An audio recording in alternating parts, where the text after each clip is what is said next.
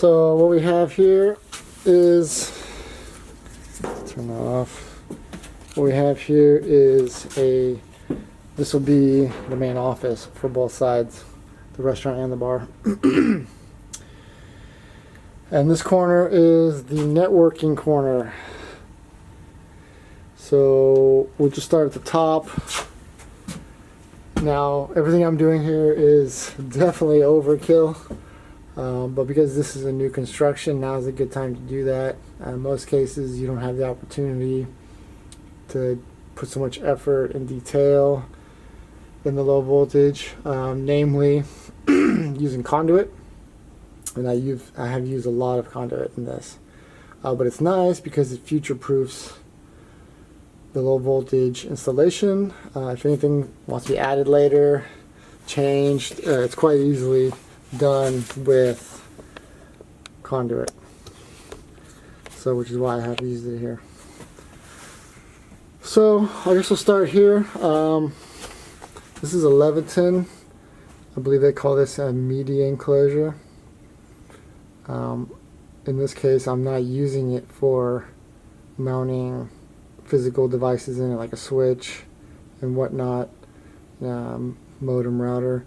I'm just using it for wire management.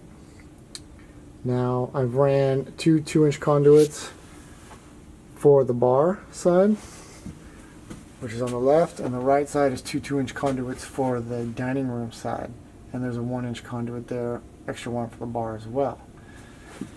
So what I've done is I've taken low voltage conduit, attached to some PVC piping, and ran along the back side of the media enclosure to these 3 low voltage boxes here, which will allow me, because there will be access to this area, which will allow me to come up here. I mean, I intend to run the wires first. However, at a later time, being that there will be access to the crawl space up here, and it's quite a large crawl space, if I need to run additional wires, that will be quite easy to do, since I have this conduit running along the back side of this wall here after it's been sheetrocked. So basically, come along here, and you can see I have drilled out to make the holes larger in the back of the boxes for the 2-inch conduit, and drilled a hole in the back of the box for the 1-inch. And then this is going to be covered by this large brushed wall plate, which splits in half, which is quite nice.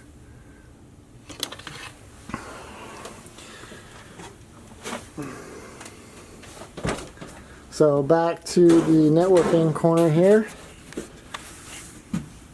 The wiring that comes out of the conduit will run through the knockouts in the bottom of this media enclosure to this small network, wall-mounted network rack. And then the brushed wall plate, I have 2 of them actually, so the second one's going to go right here like that. See if you can pick that up, like that. I'm going to drill, I'm going to cut out the metal work of this panel, and I'm going to put this brushed wall plate there. These additional boxes are for the audio that I intend to use. I'm going to use these RCA baluns to send audio from a Bluetooth audio device in the bar and the dining room to the back of the network cabinet. And they look like this. The company that makes these is called MuxLab. So I'll put one there, one there. Of course, after I put the mud rings on the boxes, and then this box will be for something additional later down the road. And then the wires. So here's our network cabinet. This is a Samsung SRK Pro 21, I believe the model number of this. It's nice because it's not too deep. Most of the network cabinets are super deep. But I like this one because it's shallow and it's super dusty, so you can see all the construction going on here. Which I'll clean up later. I wanted it so I could do a mock-up, kind of know where things are going to be positioned. So essentially I'm going to have my patch panels right here, 224 port patch panels mounted here, and then I have these nice lacing bars to secure the wires coming from the patch panels here.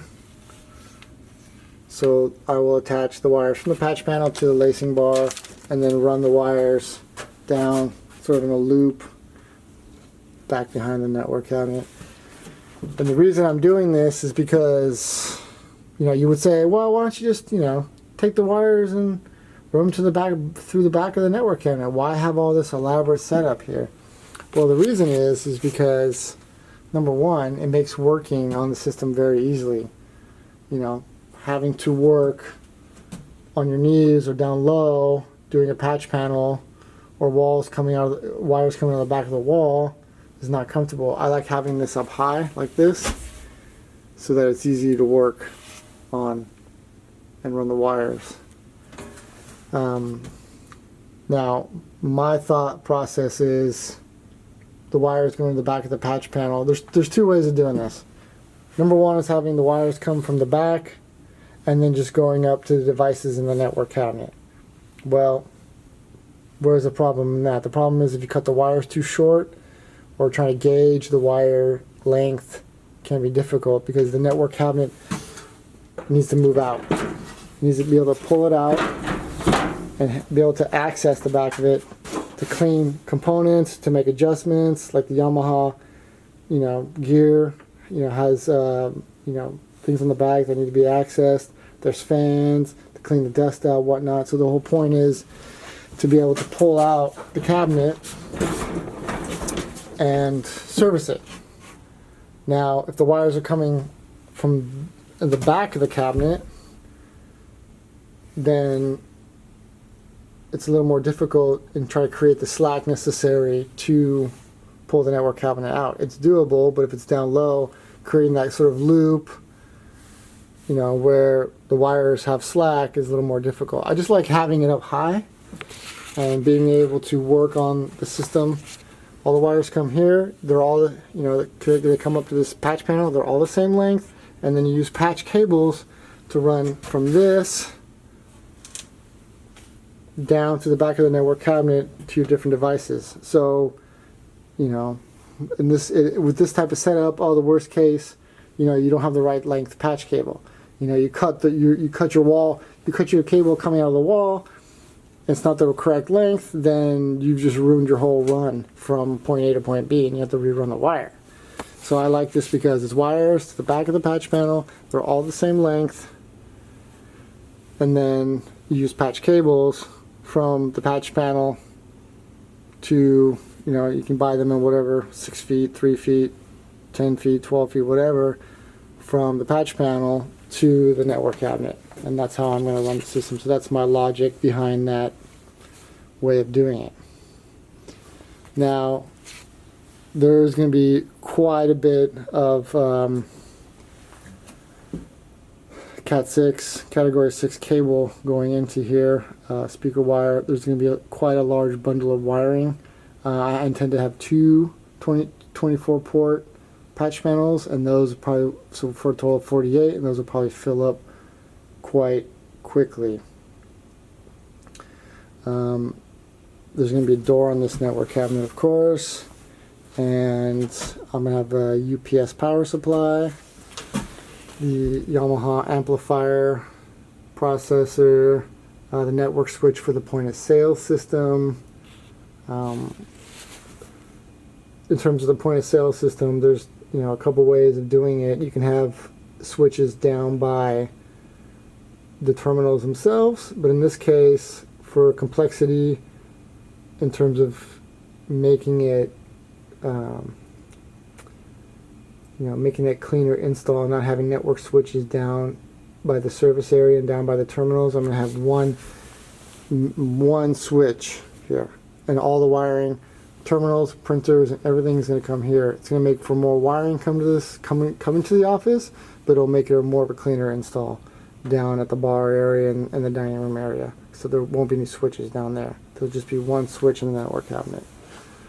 So power supply, processor, amplifier, switch for point of sale system, network and VR for the camera system. So there's going to be a lot of wires coming in here, and that's why I'm really focusing on a like really clean, manageable, labeled wire management system, because it seems like it's overkill, but it's, you'll see once, you know, I'll document and make videos later when I'm running the wire, and you'll see just how many wires are going to be coming through here. There's going to be a lot of wires like coming through here. I guess that's you know, since I don't have any equipment here. Oh, let me talk about the power. So this is what's nice about new construction, is that I've had the electrician run me 2 dedicated circuits to the back of the network cabinet.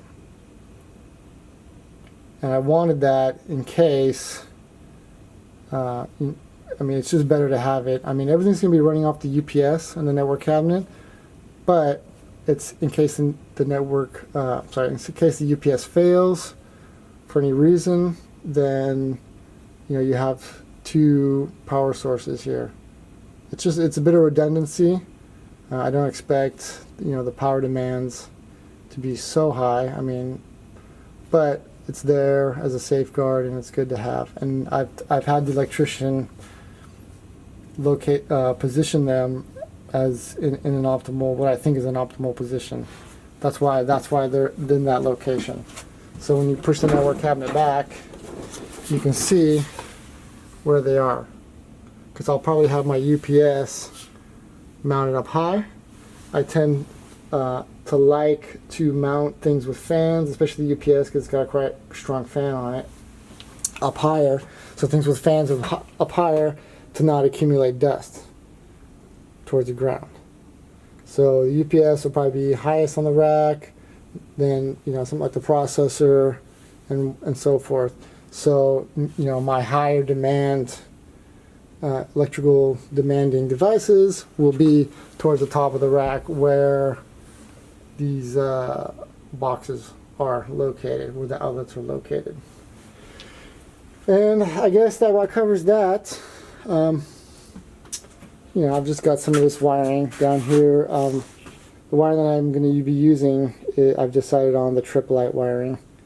It's just very good. I find it to be very durable wire, Cat 6 wiring. I've looked at a lot of different, considered a lot of different wires, and sort of ended up on the triplet wires, Crutchfield speaker wires for the speakers, and of course the subs will be using Cat 6 cables. I got various stuff here, like these are the new construction rings for the VXC8 speakers. So these are nice to have if you're doing new construction, and I'll show those down in the main room.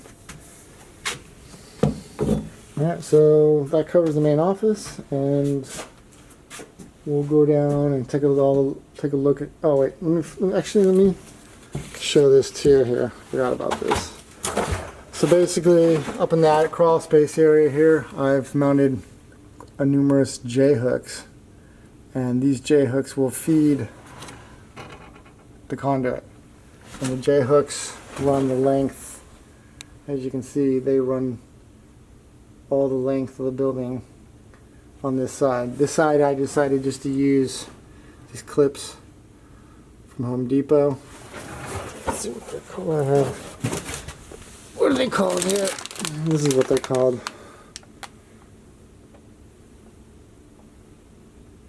Snapshot. Multi-cable staple. That's what they call it. Let's get that in there. So I decided to use those just because on this run, there's not. Let's see if I can zoom in on that actually. Yeah, see that? When they run the length. Just because I didn't feel the need to put J hooks there because I'm only going to have a few wires. This one is going to go to the outside speakers, and another Cat 6 feed in the lounge area, and that's about it.